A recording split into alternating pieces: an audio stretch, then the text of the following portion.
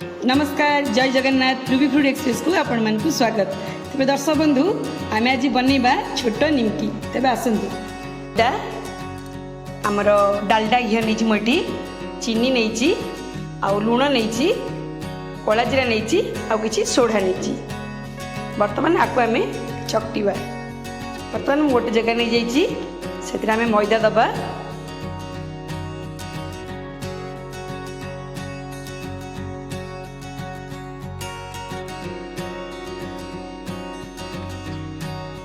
बर्तमान मुझे लुण देली कला जीरा देली।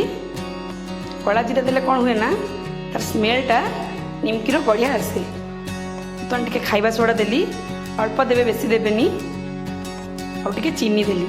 चीनी देले माने निमकीर आम जो निमकीटा हुए ना तार टेस्टा टे बढ़िया से लगे।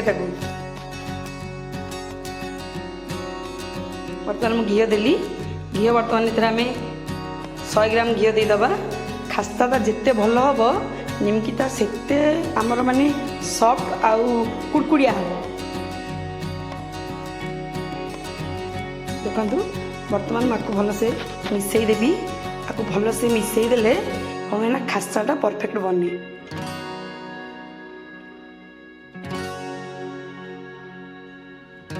बर्तमान आप सब भल से मिसई देली।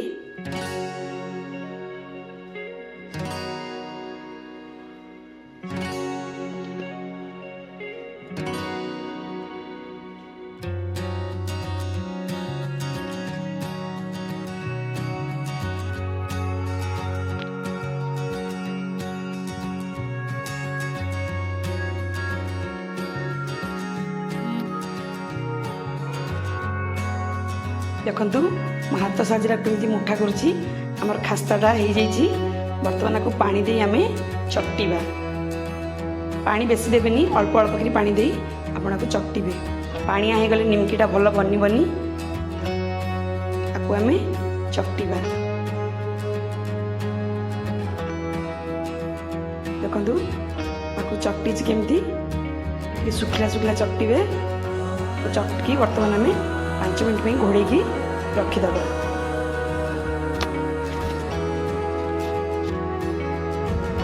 बर्तमान घोड़े रखीदे।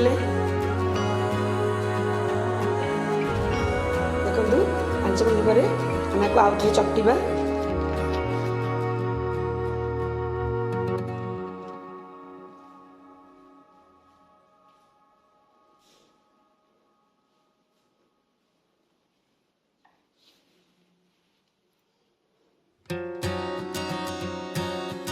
देखु आपको बर्तमान चकटी देली। गोटे कड़े नहीं कड़े की तातिया छाड़देले। बर्तमान रिफाइन तेल दबा।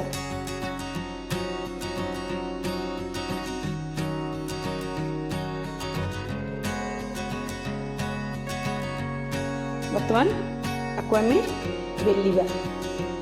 गोटे छुरी साहाय्य आपको काटी दौची। देखु बर्तमान आपको मुझे बेलिली। आपको बेसी पतला करें कि बेसी मोटा करें मीडियम रखिए आमर निमकीटा बनवाई सुविधा हम। देखु आपको बर्तमान भल से बेली देली। आपण मैंने भी घरे एमती बनातु आ मते कमेंट करी कहतु निमकी केमती होइछि। देखु गोटे छुरी साहाय्य आपको बर्तमान काटिली। पतला पतला करी काटिबे कहीं आम एटा छोट निमकी बनाऊे। पतला पतला करी काटिबे।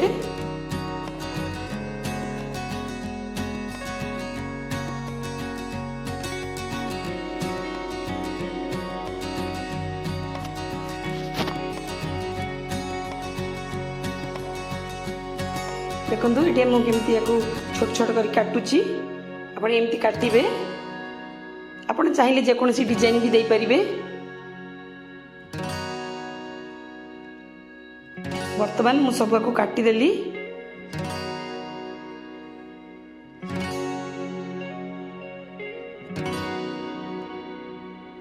देखु गोटे प्लेट में सब हाथ में खोली दौची। टे मैदा पकईदेवे उपरे आमर खोलवाई कि निमकीटा ସୁବିଧା ହେବ ଆଉ ଲାଗିକି ରହିବନି। ଦେଖନ୍ତୁ ମୁଁ କେମିତି ଆକୁ ସବୁ ଖୋଲି ଦେଇଛି।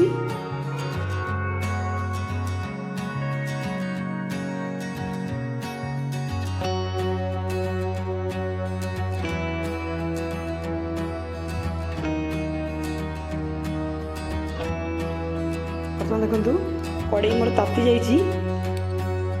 ତେଲ ବେଶୀ ତତେଇବେନି ନହେଲେ ନିମକିଟା ପୋଡ଼ିଯିବ। ଆକୁ ଆମେ ଟିକେ ହାଇ ଆଞ୍ଚ କରି ପକାଇଦେବା। ତାପରେ ଆମେ କଡ଼େଇର ଆଞ୍ଚଟାକୁ ଟିକେ ମିଡ଼ିୟମ୍ ଲୋ କରିଦେବା, ହେଲେ ନିମକିଟା ଭଲସେ ଫୁଲିବ। ଦେଖନ୍ତୁ ନିମକିଟା ଏମିତି ଚାମଚରେ ଟିକେ ଗୋଳେଇ ଦେବେ। ନିମକିଟା ଦେଖନ୍ତୁ କେଡ଼େ ସୁନ୍ଦର ଭାବେ ଫୁଲିଛି। ଆକୁ ଆମେ ସନ୍ଧ୍ୟାବେଳେ ଚାହା ସାଙ୍ଗରେ ଖାଇଲେ ଭଲ ଲାଗିବ।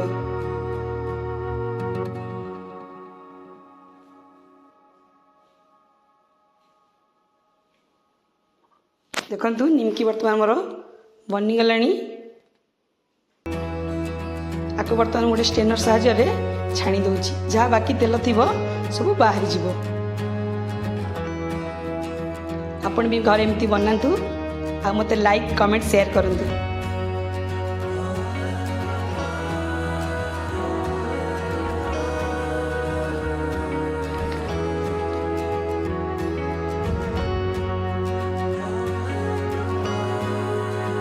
ଦେଖନ୍ତୁ ଗୋଟେ ପ୍ଲେଟ୍ରେ ନେଇଗଲି।